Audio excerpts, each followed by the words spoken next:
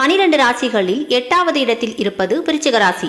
இந்த விருச்சிக ராசிக்காரர்கள் பார்ப்பதற்கு மிகவும் அமைதியாக இருந்தாலும் தர்மத்திற்கு ஆபத்து என்று வந்துவிட்டால் எதிரியை வேரோடு அறுக்கும் குணம் கொண்டவர்கள் தான் இந்த விருச்சிக ராசிக்காரர்கள். விருச்சிக ராசி குணத்திற்கு பின்னால் இருக்கும் தேவலோக ரகசியம் என்ன என்பதையும் வானில் இந்த ராசி எப்படி உருவானது என்பதையும் இந்த பதிவில் விரிவாக காணலாம். விருச்சிக ராசி அன்பர்களே, இந்த கதை உங்களுக்கானது.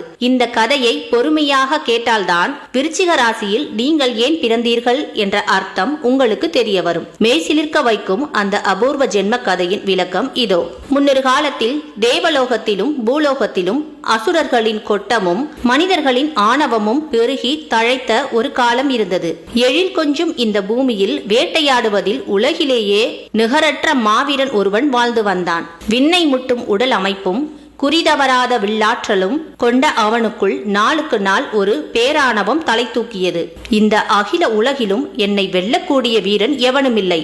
இந்த பூமியில் வாழும் அத்தனை விலங்குகளையும் உயிரினங்களையும் என்னால் ஒரே நாளில் வேட்டையாடி அழிக்க முடியும் என்று சவால் விட்டு கர்ஜித்தான் அந்த வேடன்.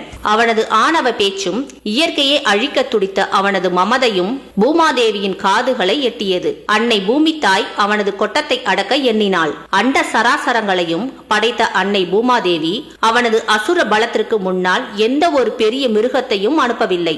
மாறாக பார்ப்பதற்கு மிக சிறிய ஆனால் கொடிய விஷம் கொண்ட ஒரு தேளை பூமிக்கு அடியிலிருந்து வரவழைத்தாள்.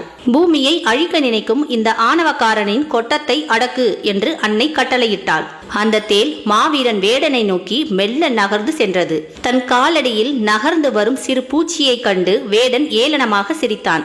ஆனால் மின்னல் வேகத்தில் பாய்ந்த அந்த தேள் அவனது கணுக்காலில் தன் கொடுங்கொடுக்கால் மிக கொடூரமாக கொட்டியது. தேளில் உடலில் இருந்த பிரபஞ்ச விஷம் வேடனின் இரத்த நாளங்களில் ஏறியது. நொடி பொழுதில் அண்டத்தையே வெல்வேன் என்று வீரம் பேசிய மாவீரனாகிய வேடன் நிலத்தில் சுருண்டு விழுந்து தன் உயிரை துறந்தான். சிறிய உயிரினமாக இருந்தாலும் பூமியை காக்க தன் உயிரையே பணயம் வைத்து போராடிய அந்த தேளின் கடமையுணர்வையும் வீரத்தையும் கண்டு தேவர்கள் வியந்தனர். பிரபஞ்சத்தை இயக்கும் பரம்பொருள் அந்த தேளின் பெருமையை போற்றும் வகையில் அதனை விண்ணுலகில் நட்சத்திர கூட்டமாக மாற்றி அழியா புகழை தந்தார். அதுவே வானில் நாம் காணும் விருச்சிகம் எனும் விருச்சிக ராசியானது. அது மட்டுமல்ல, பூலோகத்தில் தேளிடம் தோற்று போன வேடனும் வானில் ஒரு நட்சத்திர கூட்டமாக மாற்றப்பட்டான். இன்றும் கூட வானில் விருச்சிக ராசி கிழக்கு திசையில் உதிக்கும் போது வேடனாக இருக்கும் நட்சத்திர கூட்டம் மேற்கு திசையில் மறைந்து விடுமாம். அதாவது இந்த 2 நட்சத்திர கூட்டங்களும் வானில் ஒரே நேரத்தில் ஒன்றாக தோன்றுவது இல்லை. அதாவது 2 நட்சத்திரத்தையும் ஒரே நேரத்தில் பார்க்க முடியாது. பிரபஞ்சத்தின் அமைப்பின்படி வானத்தில் விருச்சிக ராசி கோடை காலங்களில் தென்படும். அந்த கோடை காலத்தில் இந்த வேடன் நட்சத்திரம் தெரியாது. வேடன் நட்சத்திரம் குளிர்காலத்தில் தெரியும் போது விருச்சிக ராசியில் தோன்றும் நட்சத்திரங்கள் தெரியாது. இரண்டும் வானில் ஒரே நேரத்தில் தோன்றவே தோன்றாது. இப்படி தேளிடம் தோற்று போன அந்த வேடன் யார் தெரியுமா? அது வேற யாரும் இல்லை, அது மிருகசீரிசம் நட்சத்திரம்தான்.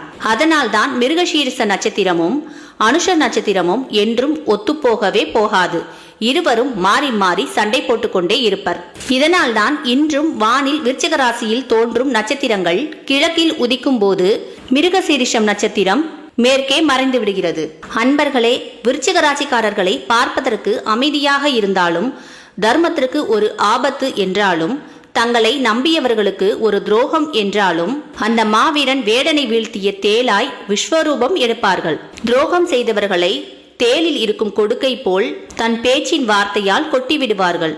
துரோகம் செய்தவர்கள், ஏமாற்றியவர்கள், பொய் பேசக்கூடியவர்கள் போன்ற எண்ணற்ற தவறு செய்பவர்கள் விருச்சிக ராசிக்காரர்களிடம் மாட்டிவிட்டால் தப்பவே முடியாது. விருச்சிக ராசிக்காரர்களுக்கு தவறு செய்பவர்களை கண்டாலே பிடிக்காது. மீறியும் தவறு செய்தால் ஒரு கை பார்த்து விடுவார்கள்.